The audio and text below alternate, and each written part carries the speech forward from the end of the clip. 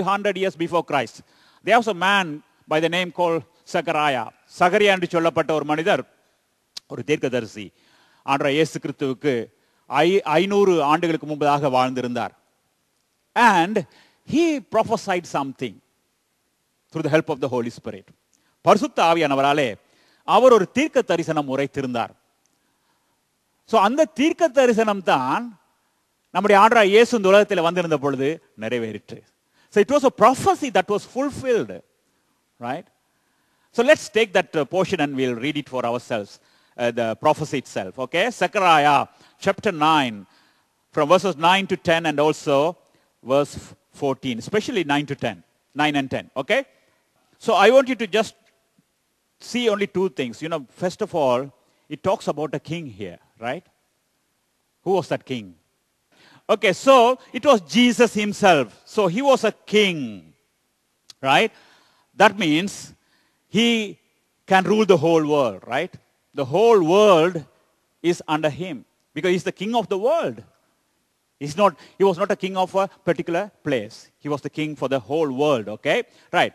And second thing we see about him, I mean something special about him is in the second verse, that is the verse 10. 10வது வசனத்திலே ஒரு முக்கியமான காரியத்தை பார்க்கிறோம். அவர் என்ன செய்வார், அவர் என்னத்தை செய்ய வந்தார், பிரதானமாக என்ன செய்ய வந்தார் என்று அங்கு சொல்லப்பட்டிருக்கிறது. He came for a particular purpose, right? That's what we see in verse 10. Who can find that for me? யார் அதை கண்டுபிடிக்க முடியும்? Who is going to tell me that one now? What was it? To proclaim peace, right? So in other words, here's a king who is a king of peace. That's what he was called, the Prince of Peace. Just like just now we sang about him, right? A Prince of Peace. Okay. So Jesus, a Prince of Peace, came to this world, right? So that you and I can find peace in this world. Okay? So it's very important, you know. This day is very, very important to us. Because on a day like this, Jesus revealed himself as a Prince of Peace. ஆண்டவர் இயேசு இந்த குறிப்பிட்ட நாளிலே தான் ஒரு சமாதானத்தின் ராஜா என்பதை அவர் நமக்கு வெளிப்படுத்தினார். You know, when you go for a war, you ride on what? குதிரையில போவார்கள். வாருக்கு போக, யுத்தத்துக்கு போக, right? But when they go for a peace, they cannot use the horse, right? Because that's not a symbol of peace. So when they go for peace, they have to use a different animal. And that is the donkey, right? சமாதானத்தின் ராஜா என்று அவர் சொல்லப்பட்டது காரணம் அவர் ஒரு கழுதையிலே அவர் போனார் என்று சொல்லி நமக்கு சொல்லப்பட்டிருக்கிறதே.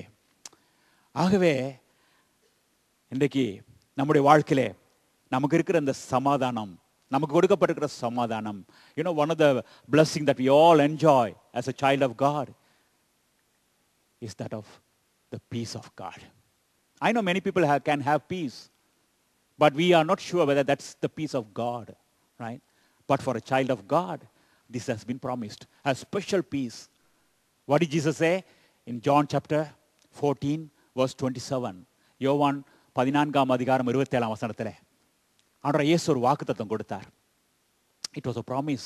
He said, I give my peace unto you. என்னுடைய சமாதானத்தை நான் உங்களுக்கு தருகிறேன். That means Jesus was always a peaceful man. He enjoyed peace in his own life, right? ஆண்டவர் இயேசு தன்னுடைய வாழ்க்கையிலே சமாதானத்தை அனுபவித்தார். ஆகவே எல்லா நேரத்திலையும் அவர் பதட்டப்பட்டு கொண்டு, பயந்து கொண்டு, கலங்கி கொண்டு இருப்பதே இல்லை, இல்லையா? See, there was storm in the boat when they have been traveling, right? And there was a big storm, right? There was roaring of the sea as well. கடல் கொந்தளித்தது, காற்று, புயல் காற்று வீசியது, படகுல போய் கொண்டிருக்கிறாங்க. Everybody was shouting, all the disciples were shouting, and you know, they were saying, Lord, are you not worried that we are going to die? But there was this one man who was having a peaceful sleep in the midst of such situation, in the midst of storm, in the midst of roaring of the sea. There was this one man who was sleeping, having a peaceful sleep. Can we do that today? Right? Who was this one man? It was Jesus himself. Yes. Right? So Jesus can have peace at all times. Right? And that's why he said, that is the kind of peace that I can give you as well. அதே சமாதானத்தை அவர் நமக்கும் தர முடியும். நம்முடைய வாழ்க்கையில எல்லா நேரத்திலையும், right, போராட்டம் வருகிற பொழுது, கஷ்டங்கள் வருகிற பொழுது, பிரச்சனைகள் வருகிற பொழுது, ஐயோ என்ன செய்வோமோ ஏது செய்வோமோ நாம கலங்கி தவிக்கிற பொழுது நாம சொல்ல வேணும், ஆண்டவரே நீங்க எனக்கு வாக்கு பண்ணி அந்த ஆசீர்வாதம், அந்த சமாதானம் என்னை இப்பொழுது ஆட்கொள்ளட்டும் ஐயா. Let me be in peace Lord, let me be in still. ஆண்டவரே நான் அமைதியாக இருக்கட்டும், நான் சமாதானத்தோடு கூட இருக்கட்டும் என்று சொல்லி பாருங்க. உடனடியாக அவருடைய சமாதானம் நம்மை ஆட்கொள்ள ஆரம்பிக்கும். சரி, today I am going to talk about this man of the Lord's favor, because that was our topic from the beginning of this year.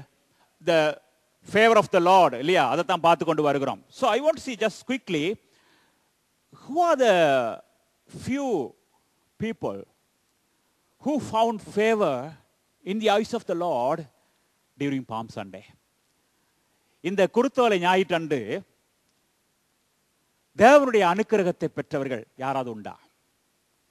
So I was looking into that story, then I found there are about 5 kinds of people who have received the favor of the Lord. தேவனுடைய அனுக்கிரகத்தை பெற்ற 5 வகையான மக்களை நான் பார்த்தேன். But I am not going to talk about all 5 of them because one is there's not enough time. ஆகவே நாங்கள் இன்றைக்கு குருத்தோலை ஞாயிறு என்றபடினால அந்த நாளிலே நாம் காண்கின்ற 3 பேரை மட்டும் நாங்கள் பார்க்க போறோம். Okay, right. First of all, now in all the 4 gospels we can see the story. Matthew chapter 21, Mark chapter 11, Luke chapter 19 and John chapter 12. So if all 4 of them write this story, that means this story is very important to us, இல்லையா? 4 பேருமே இந்த கதையை, இந்த சரித்திரத்தை எழுதியிருக்கிறார்கள் சொன்னால் இந்த சம்பவம் மிகவும் முக்கியமான ஒரு சம்பவமாக இருக்க வேண்டும்.